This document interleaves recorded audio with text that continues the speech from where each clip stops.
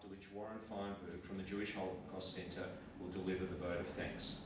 Thank you all for joining us tonight, and please join with me in warmly welcoming Dr. David Silberklang.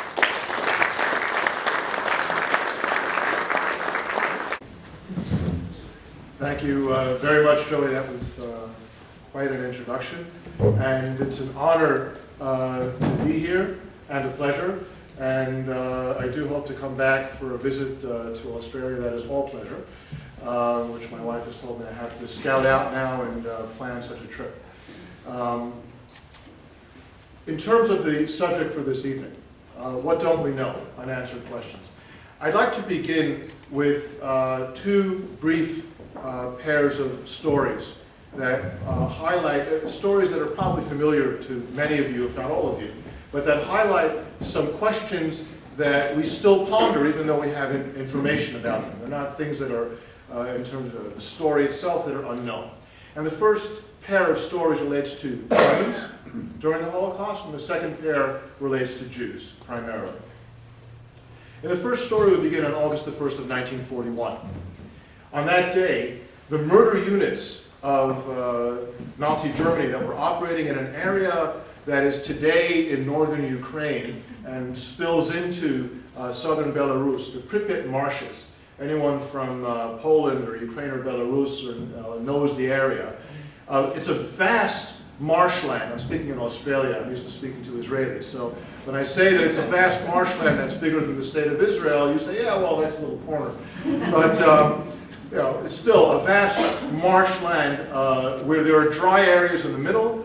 That's where there were communities. There still are. Even one sizable city, the city of Pinsk, is in this vast area, and Pinsk is in Belarus. And the murder units were operating there from the end of June of 1941, murdering thousands of people every day.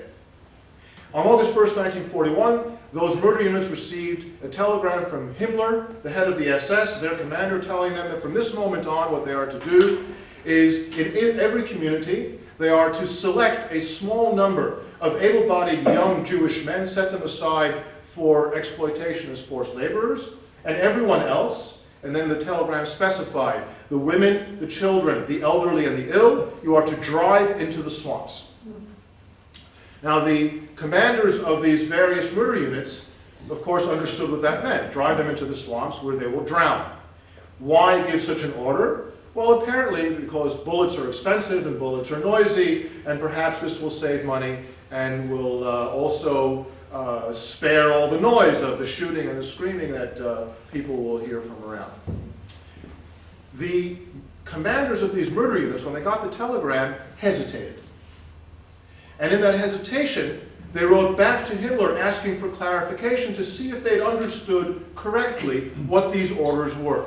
The response came back immediately from Himmler. You've understood correctly, carry out the orders. They proceeded to carry out the orders, and they found after a number of tries at this method of murder that it was not going to work, and therefore they informed him it didn't work, and they went back to the original method, which in that area of the world, as you know, was shooting Jews by firing squads in mass graves. Now, what is it that made these people hesitate for a moment?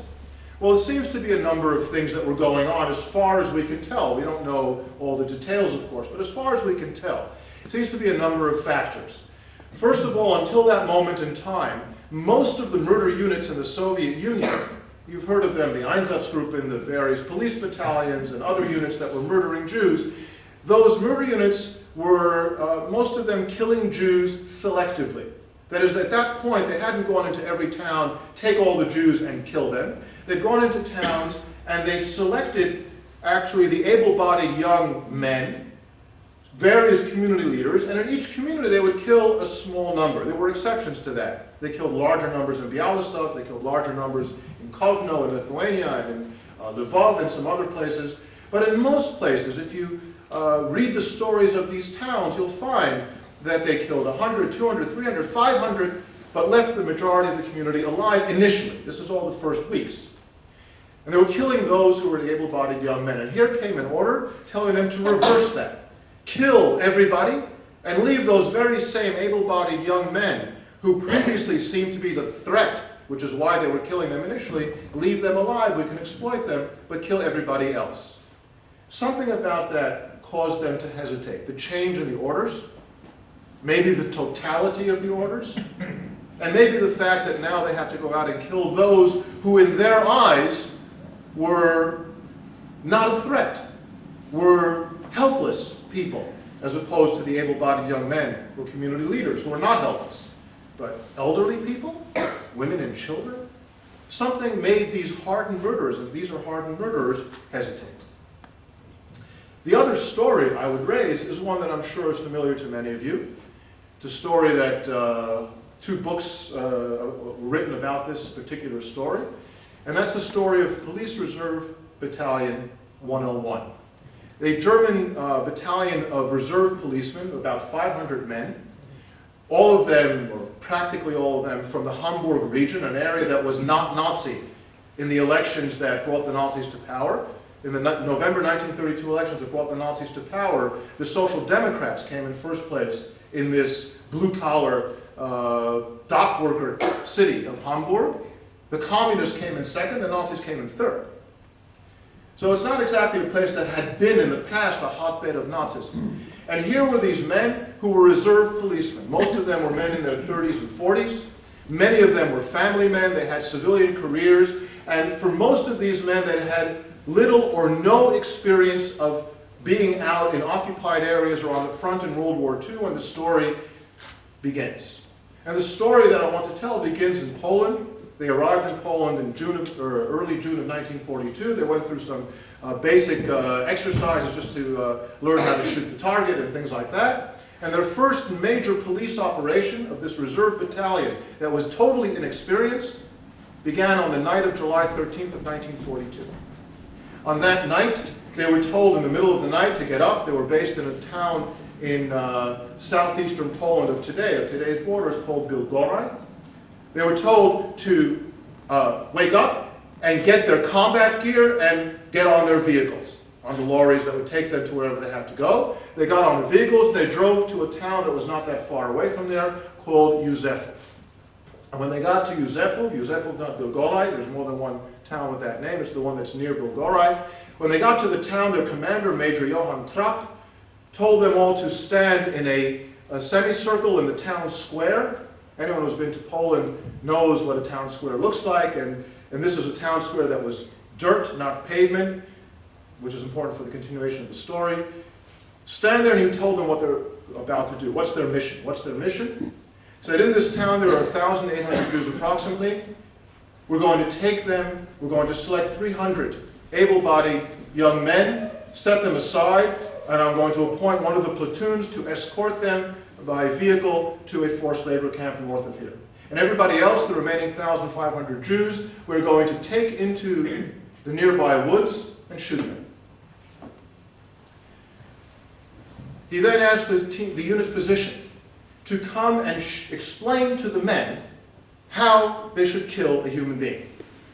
And the unit physician took one of the rifles from one of the men, affixed the bayonet, drew a stick figure in the ground with arms and legs akimbo like that spread. He stood between the figure's legs, aimed via the bayonet, and said, if you aim at the nape of the neck back here, standing between the person's legs, and aim at the nape of the neck through the bayonet, you can't miss. And then they proceeded to carry out the work. Before they carried out the job, Trapp looked at his men and he said, with tears in his eyes, as more than 200 of them testified years later after the war at a trial, they said he had tears in his eyes, he was weeping as he said to them, I know that this job is difficult for many of you. Many of you have families back home, I understand that. Therefore, anyone who feels he cannot carry out this job today, step forward and I will find a different job for you, there's no problem. Out of 500 men, how many stepped forward and took the commander's offer not to participate in the murder of innocent civilians? And if I remember the number correctly, it was 12. During the course of the day, some of those 12 who chose not to participate changed their minds and joined the murder, and some of the murderers couldn't take it and stepped out.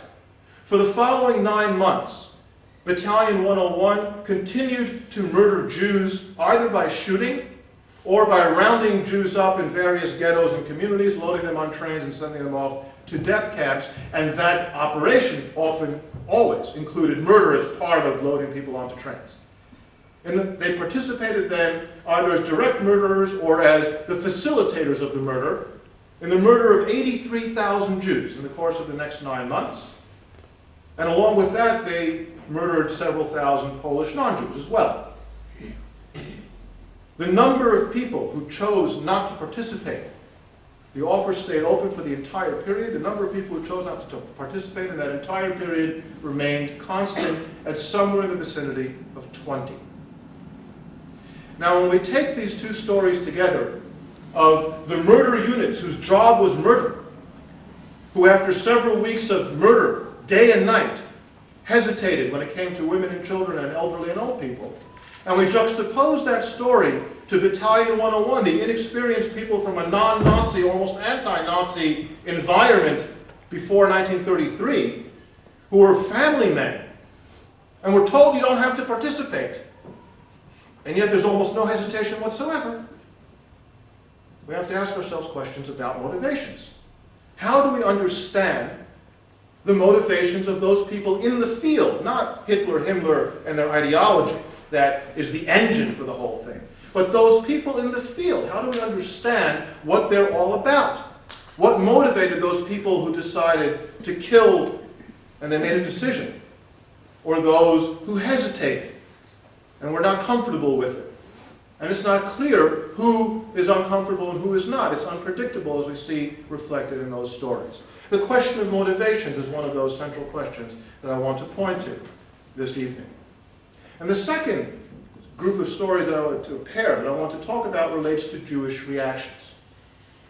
We know that the first Jews that were deported to the Belzec death camp, which was the first death camp to use gas chambers. Chelmno operated a little before that using gas vehicles. This is gas chambers. And Belzec was the first one. The first Jews being deported there were the Jews of the city of Lublin, beginning early in the morning around dawn of March 17th of 1942. That operation lasted 4 weeks. During the course of the operation, Jews from other communities gradually were brought into the picture and also being sent off to be killed in Belzec. In that 4-week operation, about 30,000 out of the 40,000 Jews in Lublin were sent to Belzec. An additional 2,000 or more were shot in the streets. And then after the operation was over, of the remaining 7,500 or 8,000 Jews, more than half were taken out to nearby woods a few days after the operation and shot there. The operation was the prototype for the deportation operations of that area of Poland that the Nazis called the general government, Generalgouvernement. Warsaw, Krakow, Radom, Kielce, all these places. Lublin was the prototype for the roundups and deportations, which means that they had to iron out the kinks and learn from mistakes that the Germans were making and so on. On March 29th, according to all the records that we have, the Germans paused in the deportation for 2 days for organizational reasons. All sorts of technical, internal organizational reasons. And then they returned to continue the deportation on March 31st for 2 more weeks. When they returned on March 31st, as dozens of them who were involved in this roundup and deportation operation testified in various trials in Germany a few decades later, they said when we came back, we found that all the Jews had gone into hiding. Now, I can't say that literally every single Jew who was still alive went into hiding, but clearly many, many Jews who were still alive in Lublin seized the opportunity of this 2-day interregnum to find some kind of a hiding place. Some people found hiding places with friends. Others prepared some kind of a bunker or a false wall, whatever it is that they could do in just 2 days. And of course, they were discovered, almost all of them. Some were not discovered, but nearly every one of them who was hiding was discovered. But this made an impression on those murderers, because now their job was much harder. Rather than yelling at people to come out of their apartments and terrifying them by screams and yells and shooting, now the Jews weren't coming so easily, and the Germans had to actually go into the apartments and go into the basements and go up to the attics and drag the Jews out. made an impression, and they testified about that in their trials. And then the remaining Jews in Lublin, about 4,000 who were still alive after all the murder, were then put in another ghetto in a different part of Lublin.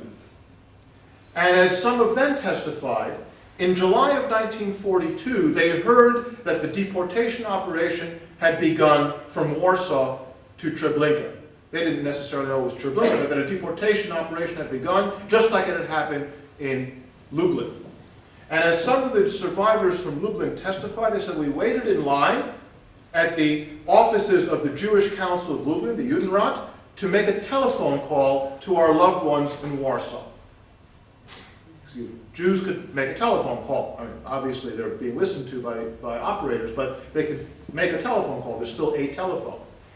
And as one of the women who survived testified, she said, I was standing behind a young man who also was in this continuing ghetto, and I heard his conversation pleading with his brother in Warsaw to hide their mother.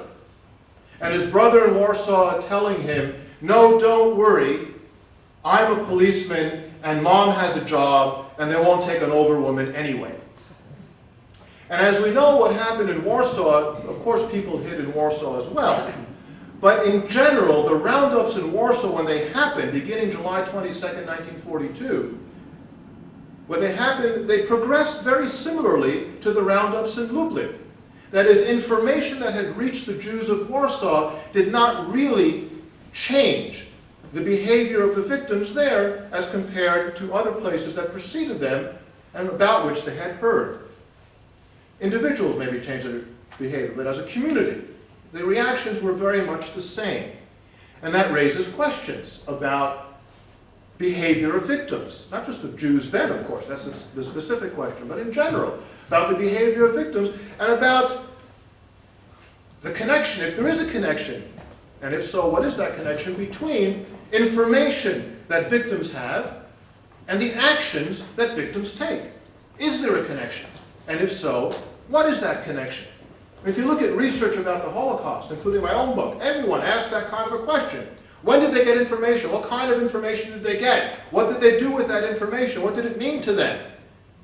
We always ask that question, and here we have a glaring illustration of information not necessarily changing any behavior in this particular case. So I open with these two stories that raise two of the central questions in the Holocaust. Two of the many questions, but two central questions in the Holocaust. About the motivations of the perpetrators in the field, and about the reactions of victims, how to understand how victims reacted to what was going on in terms of human behavior and so on. Now when Joey and I corresponded about the talk, and I said, one of the ideas was, what don't we know?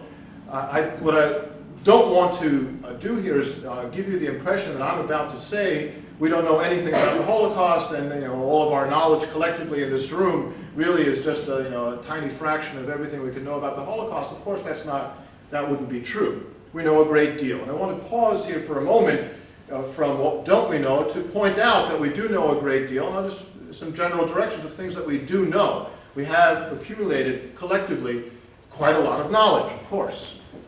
For example, we do know, I imagine anyone in this room could tell us the basic overall story of the Holocaust and what happened. Something about the Nazis and about Nazi ideology and anti-Semitism and what happened in this place or that place in broad general terms. Of course we know that about camps and about ghettos and so on. We also know, and there's been a great deal of research in many disciplines about the motivations of the murderers. There's been sociological research, there's been psychological research, social psychological research, political science research, like Hannah Arendt or others, she looking into totalitarianism, or Theodore Adorno looking into the authoritarian personality, or Stanley Milgram into obedience to authority, and so on. This is research that goes back decades, and more research ever since, and of course historical research that tries to look into the motivations. Why did they do it?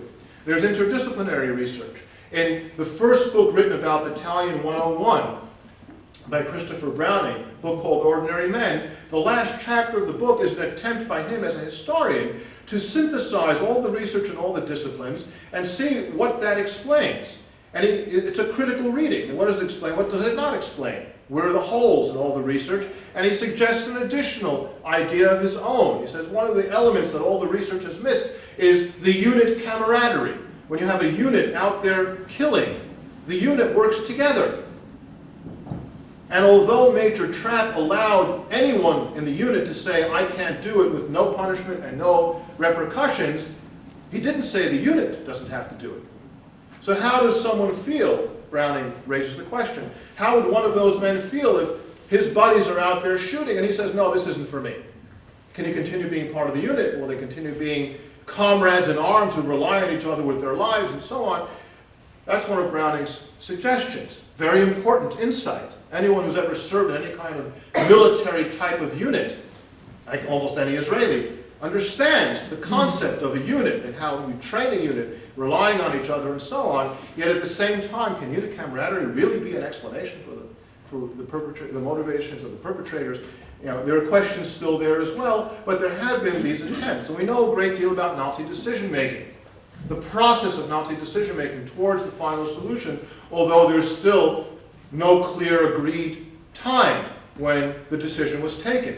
And the various historical analyses run from a decision being taken in the spring of 1941 on the final solution, the Nazi term for the murder of all the Jews, anywhere from then to the summer of 42, when the actual decision was taken.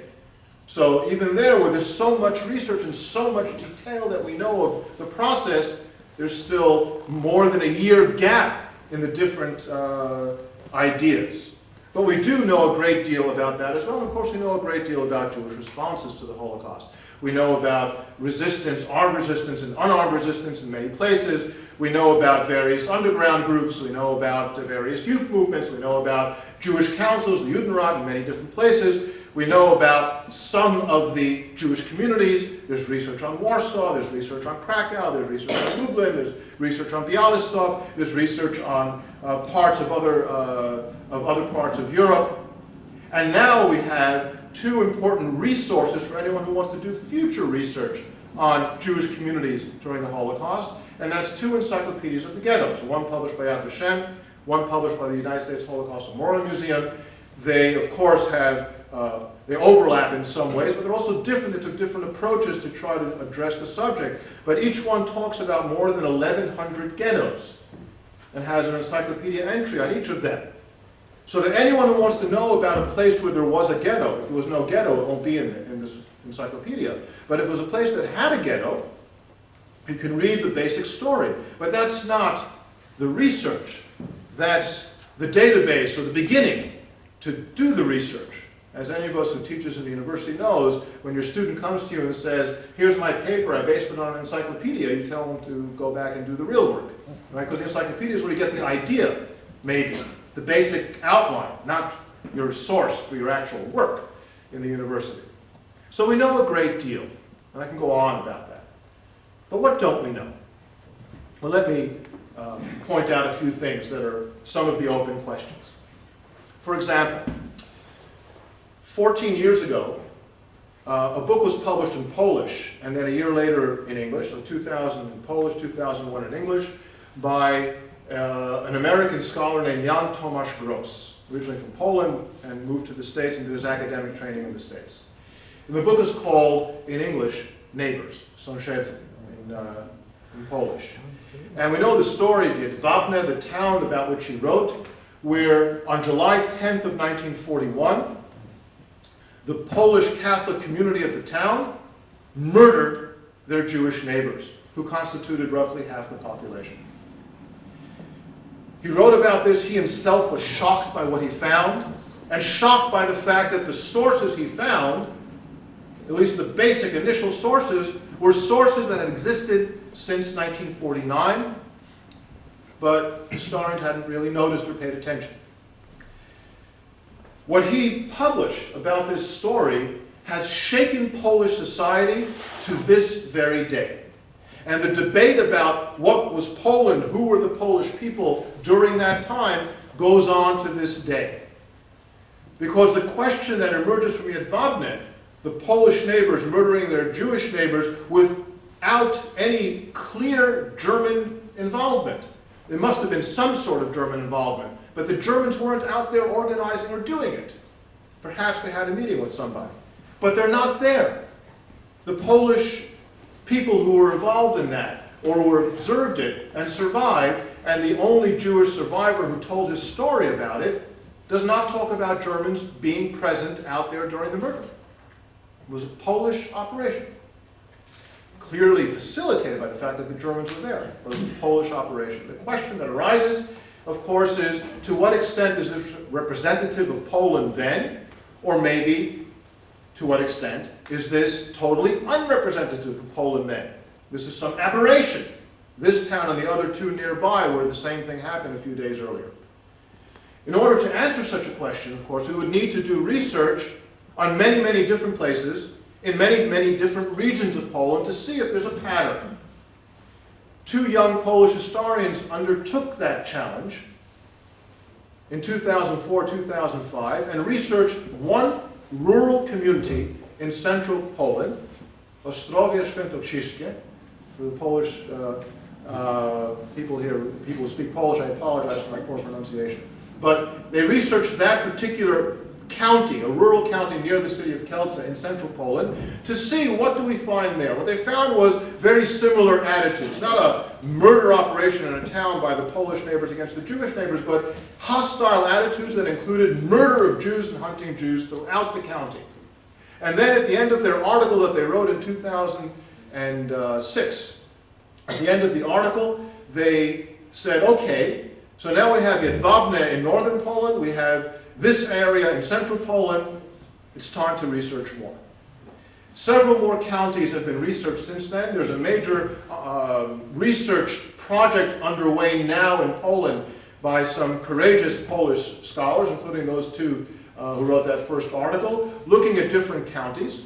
There have been a number of books published mainly by Polish scholars since then asking these questions, trying to get more information. The picture that is emerging is deeply disturbing, but it is far, far from a complete picture. It is lots of little spots on the map that does not yet allow us, this emerging picture, to say it's really an emerging picture. We can't yet connect the dots. It'll take a long time. This project that's going to cost millions of dollars to do research in various counties with lots of different kinds of documentation itself will advance us, but it's not going to be the end of the story. But here then is a question. It's a central question, because most of the murder took place in Poland and the Soviet Union, even if it's Jews from other places. That's where they were sent. So the attitudes of the local people in those places are of critical importance. And yet, we're only at the beginning of that research. Or if we were to look at where do we have these overall comprehensive studies that try to present a major subject, whether it's a geographical subject, a major country, or some cross-sectional subject, try to present it in a comprehensive way, not to answer all the questions, but to try to present the overall picture so that we can ask the questions, so we can formulate the questions. We have things like that for France, for Holland, for some other countries. But for some of the central places, we have little or nothing.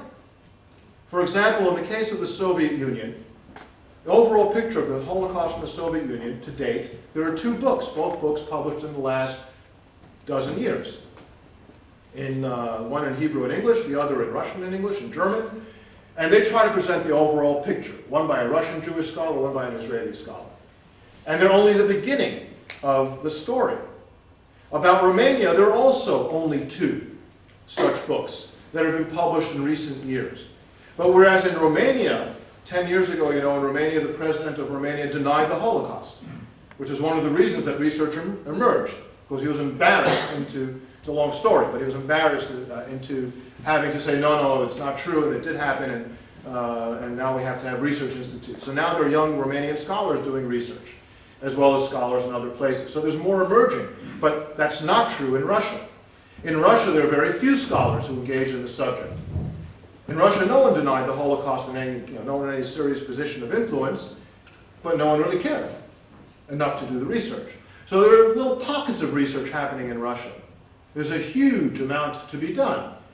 I don't know when and how it's going to get done. Poland. To date, there is not a single book that presents an overview of the Holocaust in Poland.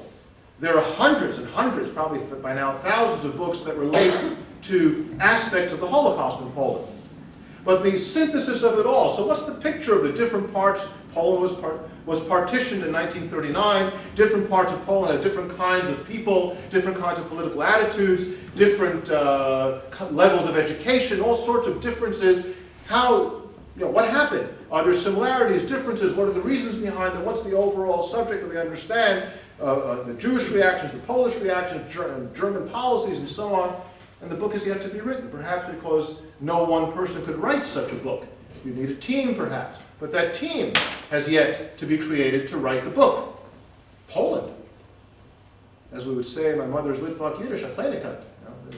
It's a major thing, and we don't have it. Other aspects of the Holocaust. There is no book to date on the Holocaust in Greece. We know a lot about Salonika, but even that has not been totally researched. Nothing is totally researched, but thoroughly researched. There are only a small number of dissertations on aspects of it. It's something that's on the way, but is far from completed. In Greece, there are objective problems. You need many languages to research Greece, because you need, of course, Greek and German, and you need Ladino, and you need Spanish, and you need French, and you need Yiddish, and you need Hebrew. You need so many languages, and Greek archives are uncooperative. They don't admit that they're uncooperative. They say they're disorganized. They're actually both. But in Greece, if someone comes in to do research about the Holocaust in Greece, and if the Greek archivists have a suspicion that that person might, heaven forbid, cast aspersions on the good name of Greece, then they won't give you the material. They also are, indeed, balaganistic. Now, their archives are not well organized. That's also true. But the fact of the matter is, it's wide open, waiting for the thorough research to be done. So too, for example, the Swiss cantons. Swiss policy towards refugees, we know something about that. But we really know mainly about one or two cantons, and cantonal policy was independent even when it came to national issues like immigration and refugees. So that one canton can say, we don't want refugees, send them back to the Germans, and the other canton could theoretically say, let them in, these poor people are suffering. Of course, how do the Jews know where to go? Who's letting them in and who's not? It's difficult to find out. But that, and do the cantons talk to each other about this? Do they have meetings and say, look, here's our policy, why don't you follow our policy or not follow our policy? And there's no overall research on that. There's very little research even on the cantons of Switzerland. Now, of course, we know, had Switzerland been a country with a federal policy regarding refugees that was clear and that could dictate to the cantons, and had the cantons been open to refugees, some of the story, not all of the story, but some of the story, at least for the Jews in the neighboring countries, might have been somewhat different. But what really is going on there? And we don't have a great deal about that. But where I'm pointing here to regional issues, we can also say the same about cross-sectional issues. For example, forced labor. Almost any Jewish family in the Holocaust had a connection to forced labor. Someone in the family, if not many people in the family, were drafted into forced labor, or the person living next door, or the cousin, somebody. Everyone knew somebody. Many knew many people who were in forced labor. It's a subject that was with the Jews from the very, very first days of World War II to the very last day of World War II. There were still Jews in forced labor the day that Germany surrendered. So it's a subject that is central. It involved all the Jews. And to date, there is one book that attempted to synthesize this whole story and look at the part of it, original research. A lot of it is taking existing research and piecing it together. And in that book, the historian Wolf Brunner, who teaches at University of Southern California in Los Angeles, says this is a first step, and I know how many gaps there are in what I've done. But someone has to now undertake this. At least I'm trying to frame the questions. And he did an excellent job, but it's only the very first baby step. in something that affected all the Jews. Now, I can go on and on and on with these kinds of questions. And you can imagine now from what I'm saying, the kinds of issues that are still there. We also don't know enough about local collaborators, for example. And collaboration sometimes is very clear. Here are the Nazis, here's some local person who says, yay Nazis, I'm going to help you, and goes out and persecutes Jews or kills Jews. But then there are a lot of gray areas where it's not clear how you define a person's actions. Is it collaboration? Is it cooperation? Is it being a good bureaucrat? Is it something else?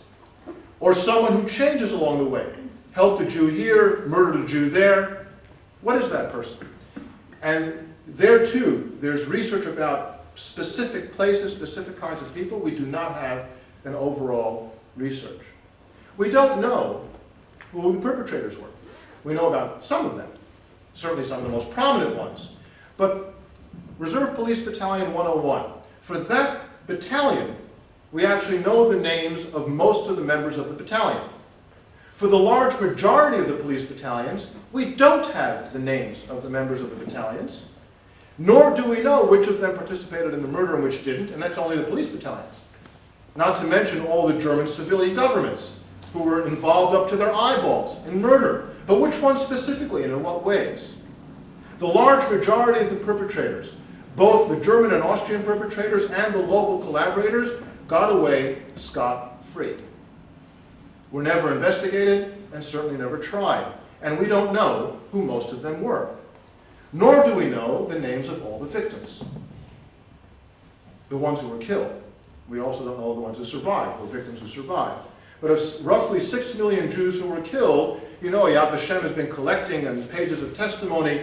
We've been collecting names since 1955. We have to date in our names database from those pages of testimony that I'm sure people here have completed and looked at. From those sources and other sources that we've been pursuing for the last few years, we've collected around 4.2 million names, knowing that we will never get to 6 million. Because there were entire communities that were wiped out without a trace, with no one left to tell us anything. And then there were people who weren't aware of pages of testimony, or who couldn't bring themselves to complete the pages. Some of the people who couldn't bring themselves to complete the pages of testimony because of the personal pain are people who dealt with the subject professionally. One illustration. One of my teachers in graduate school was Professor Yisrael Gutman, who passed away on October 1st. Professor Gutman is one of the most important historians of the Holocaust who ever lived. And I remember, Joey mentioned I was involved in a museum project. I remember one day, as we were working on developing the concept of the museum, I had a meeting with him about something or other, and I went into his office, and when I came into his office, I saw a stack of paper this thick, 2 inches thick, and those pages of testimony that were blank. I looked at it and I said, "For your family?" He said, "Yes." He is the only survivor of an extended family of 89 people, you know, up to the first cousin generation. Said, "Your family?" "Yes." And I said, "You know, you really need to fill it out, because you're the only one. If you don't, who will?" He said, "You're absolutely right, but I don't think I can." And to the last day of his life, he never did. 88 names gone. Now, we'll never get to the 6 million. We'll never know. And if we never know, then there's an element of success there in the Nazis' longer-range plan, because they've wiped out the memory of the people about whom we'll never know. We also don't know. I mean, think about it. You know, there are survivors, I'm sure, sitting in this room as I look around. We can learn from survivors of the Holocaust so much. We have learned so much. But there are certain things that even survivors, I would guess, will have difficulty telling us, such as, what did Jews think in those last moments inside the gas chambers? How do we know? How many people walked in there, had a last moment, and then came out to tell us about it? Now, how many Jews are we talking about in gas chambers? 3 million or so? Less maybe than 3 million? So about all these people, half of the Jews killed in the Holocaust, more or less. What do people think about in those last moments? And we can't know. we can try to approach it. We can try to analyze it. Survivors are really our main avenue to get some insight into that, but it's still not really within reach. One of the most important elements of the Holocaust, and we cannot know. As far as I can understand, we cannot know. And of course, as Joey was relating in his introductory comments, why do we study all this? What does Vashem work on all this? Why do other institutions work on all this subject and study the Holocaust? We hope to make better societies. By knowing and understanding and analyzing and teaching, we'll make a better society that collectively we can prevent such things from happening again. It doesn't have to be Jews and Germans if it happens again, God forbid. It can be anybody and anybody. We don't want such things to happen again. Have we learned collectively as societies what those warning signs are, how to realize when something like this is going on, and have we learned how to take some kind of steps collectively in the international community to prevent such things from happening again? So look around the world, there's been no Holocaust since the Holocaust, but then some pretty terrible things. Have we learned? I think we have a long way to go there too. Now, I want to bring this to a conclusion, and I want to point to some of the new things going on. Not all the new research, because that's a whole discussion in its own right, but new resources for new research.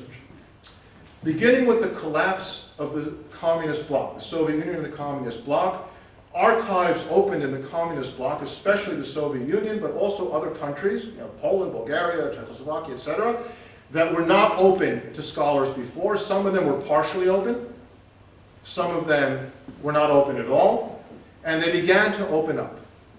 And as they began to open up, that meant that scholars could go in there and do research that they could not do before in order to get at the stories of those countries. Not that we didn't know anything about those countries before. Of course we knew, but we didn't have access to all sorts of material they had, which was both German material that they had taken away from German archives and local material of the communities or whatever, as well as Soviet material. What did the Soviet generals have to say about things? What were they reporting?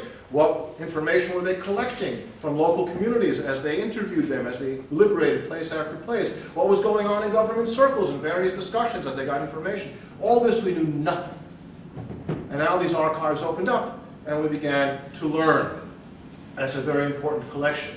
Swiss archives have opened up. The International Committee for the Red Cross has opened up slightly. Greek archives are slightly, despite what I said, are slightly better organized and slightly more open now than they were before, which is why several dissertations have been written in the last decade that couldn't have been written in the previous 60 years. That's a change. And there are things happening, archives opening up, that change what we can do and what we can learn. The International Tracing Service in Arlesden, that's only 170 million pages right there. Now, in opening these archives, what does that mean? Well, I want to share an anecdote with you. As the archives began to open in this former Soviet Union, and they had relations, archival relations with Israel and with the United States, among others, and at that time, Yad Vashem and the Holocaust Memorial Museum in Washington developed a consortium where they said, look, there's so much to look at, there's so many archives opening up to look at material and make copies and bring them back, let's share the job. You go there, I'll go there, we'll report to each other on what we found, and whoever wants whatever, based on the list we find, we'll make copies for each other. And that's what's been happening ever since, so that we share millions and millions of pages of documentation. In October of 1992, as I was just in the beginning, just in the beginning of my doctoral research, formulating my topic, a new archive opened up. The archive in Moscow that we called Osobi, the archive for special things. What are special things? And a very good scholar at Yad Vashem, who's since passed away, Shmuel Spector, who knew all the languages and knew the research and all that, and understood archives, was being sent by Yad Vashem for both of the institutions, right? Sent by Yad Vashem to spend a few weeks looking at this archive to try to both learn what's there in order to prepare what we were going to copy and to negotiate the whole thing. You know, negotiating in a post-communist country is not just negotiating, it's bringing diapers for the babies and perfume for the wife, and all sorts of things you have to do to make sure you open the doors. And he knew all this stuff.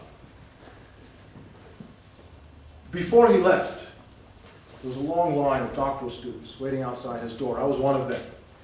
Shmuel, here's my subject. Please, let me know if I need to go to Moscow. He left. He came back 3 weeks later, line out the door, right, all the way down the hall, and there I was. I came in and I said, so Shmuel, do I need to go or not? He started laughing. But what's so funny? He said, let me tell you what this archive is all about.